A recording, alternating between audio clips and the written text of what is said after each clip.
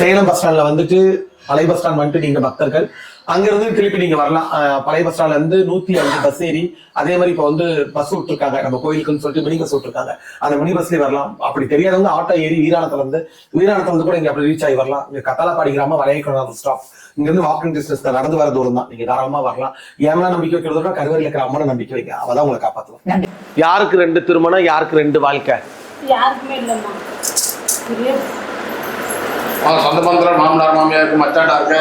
இந்த மாதிரி மாமனாரே ஒரு பொண்ணு வச்சுட்டு சின்ன வயசுல வீட்டுல ஒரு 12 வயசு அப்பே போயிட்டாரு. இப்பயும் அங்க இருந்துட்டு இருக்காரு. உடச்சு நான் கேட்கட்டுமா மறைச்சு கேட்கட்டுமா? இப்போ உன் கணவர் எங்க? என் கணவர் வீட்டுல இருக்கிறாருமா. எத்தனை நாள் அவரோட பிரிஞ்சிருந்த? ரொம்ப 2-3 வருஷம் பிரிஞ்சுட்டு இப்ப நல்லா இருந்தோம்மா. அவரு முன்ன கச்சிதமா இருந்தாரா? வேற பொண்ணோட பழவலியா? இல்ல. நீ கச்சிதமா இருந்தியா? நீ யாரோடையும் பழவலியா? போய் பேசணும். கண்ணாடி கிட்ட உதச்சு வந்து அடிச்சு விடுவேன்.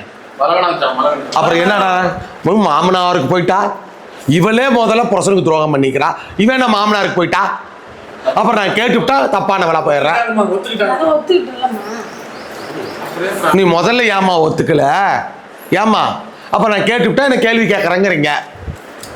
சரி இப்ப யாரு முத கணவரோட வாழணுமா சேர்த்துக்கிட்ட கணவரோட வாழணுமா?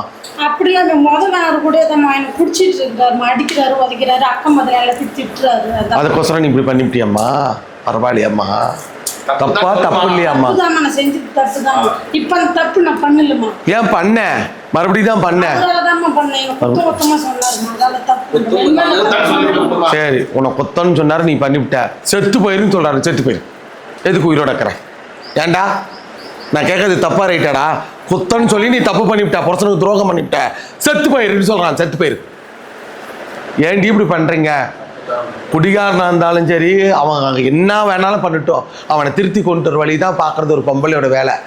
இந்த இங்க ஒரு கால் வச்சு இங்க ஒரு கால் வச்சு அங்க ஒரு கால் வச்சு வாழ்ற வாழ்க்கை என்னைக்குமே நிலைக்காது. இன்னமேலும் தப்பு நீ பண்ணக்கூடாது. அவனோ இன்னைக்கு கேப்பாரு பேச்சு கேட்டு நிக்கிறான். கேவலம் என்ன ஊராயா நீயே? கேப்பாரு பேச்சு கேட்கறான். பார்த்தாவே பாயும் புலி போல நிக்கிறான். பழி சொல் படுத்துறான். பங்கத்துல நிறுத்துறான்.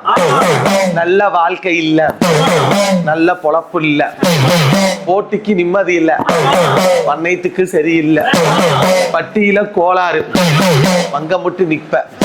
அவன் மேலையும் தப்பு இருக்குது. கட்டின பொண்டாட்டியா ஒரு அன்பு பாசம், ஒரு 10 நிமிஷம் உட்கார வச்சு ஒரு நல்ல வார்த்தை, ஒரு கடகண்ணிக்கு போய் ஒரு வாங்கி திங்கிற பண்டு பலகாரம் வாங்கி கொடுத்தா சந்தோஷப்படுவா. எதுவுமே கண்டுக்கல, நாய் மாதிரி கஷ்டப்பட்டு நான் வாழ்க்கையை எடுத்து பொழப்பே இல்லாத நீயா ஆம்பளை, உனக்கு நீயே பொம்பளை, அதனால பாதையை மாறிச்சு, தப்பான தரத்துல போனுச்சு. உன்னையும் நான் தப்பு சொல்லல, அவன் சரியா இருந்தா இந்த நிலைமை உனக்கு வருமா? அப்படிலாம் ஒவ்வொரு நாள் நினைச்சு அழுத. இப்பயும் அடங்கல, இப்பயும் தேவையில்லாத பிரச்சனைய பண்ணுறான், கோளாற பண்றான், வாழ்க்கையில சிக்கலா வழித்தடத்தை பண்றான்.